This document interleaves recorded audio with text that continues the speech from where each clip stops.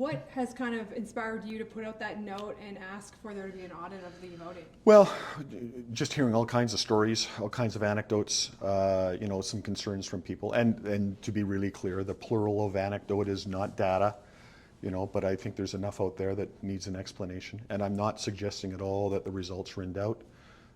Andrew's the next mayor. The councillors have been reelected. That we should all have confidence that that is the outcome, that is the result. But there's just enough here that we need to answer these questions. We need to address these concerns. 30% return or 30% uptake and participation is not nearly good enough. And if people become more cynical and really don't think their vote's even going to be counted or going to be respected, then we got to get in front of that.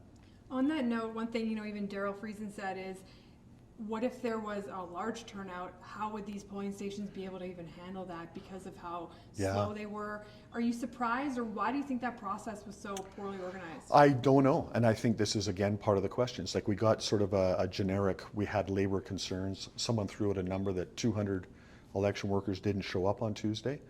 If that's the case, questions, all kinds of questions, right? So.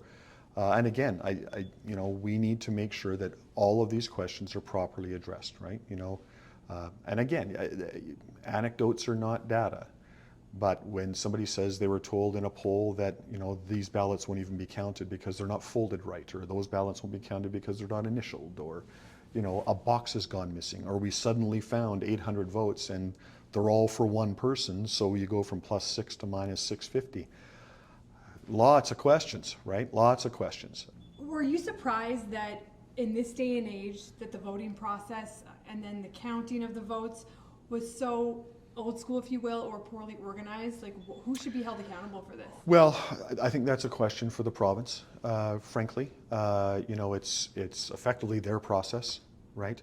And I mean that in general terms. Each municipality has to take the rules and the requirements and apply them. To my knowledge, we see that there's been problems here. I don't know that we've seen problems across the province necessarily. So somebody else needs, that's why I say it's the provinces. They need to aggregate all of the feedback from across the province and decide what they want to see for changes in process and procedure. We were just barely getting started on Tuesday night, and Calgary was already at 65%. They had results first thing Tuesday morning. We were waiting all day. Like there's comparators, there's benchmarking to do. And through the lens of how do we make this better and how do we make sure we maximize confidence in the systems and in the processes. That needs to be our lens. When you say it's up to the province, what's confusing is that if it was totally on the province, then why was Calgary's system better? What role does the city So play? what I mean is it's up to the province to figure that out. Why did it work better in some places than others? They have the cross-province lens, right? Maybe Edmonton can look at Calgary and say, what did they do that we didn't do? There's a little bit of stuff that they can do there, perhaps. But across the province, how much trouble was there? How long were the results? Is this paper ballot a thing? So, I think that there's a lot to examine there. There were changes in this election across the province, and then there were changes in this election that just affected Edmonton and Calgary. What is the aggregate of that? They need to figure that out and then evolve their laws, their acts. All of this is municipal government act stuff, elections act stuff. They need to figure out what worked, what didn't. Have you heard from Edmonton Elections after what you've requested, an audit and whatnot? No, I haven't, and I wouldn't expect to. I mean, I have no formal role, so they have no obligation to address my concerns.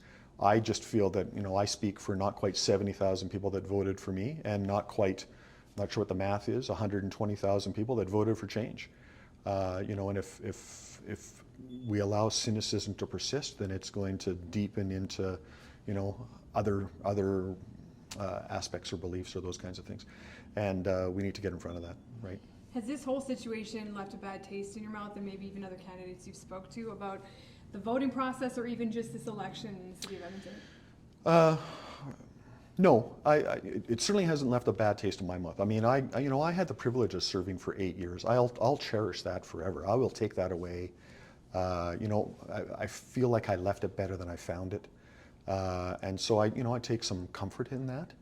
I've got a lot of people in my orbit that are happy with my performance, and hey, good try, kind of a thing, right? So I wouldn't say it's a sour taste in anybody's mouth. It's certainly not mine. But I think there's a good part of the electorate that is wondering just what is going on. And it's those people that we need to address. And so while I still have a bit of a bullhorn for a couple of days, I just wanted to represent that view, because it's coming at me, and there's only a limited amount of time where I can actually, do something about it while I still have people's attention. Lastly, when I speak to a lot of people, before the election happened, there was real calls for change. Yeah. People wanted change, and then in the end, there's barely any change at council. Yeah. What do you think of all that? And sometimes in the end, is it all talk, and when you go to the polls it's different, or is it just different people voting? I think a low voter turnout speaks a little bit to that.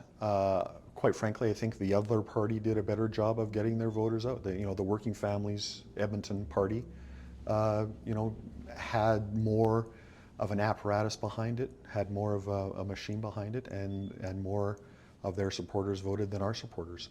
It's a lesson learned when you're a startup party to some degree.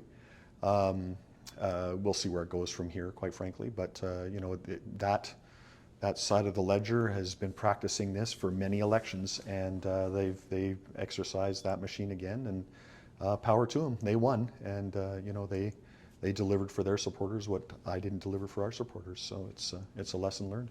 Anything else you want to add about this election or this whole voting? I just really want to emphasize that this, I really am just concerned about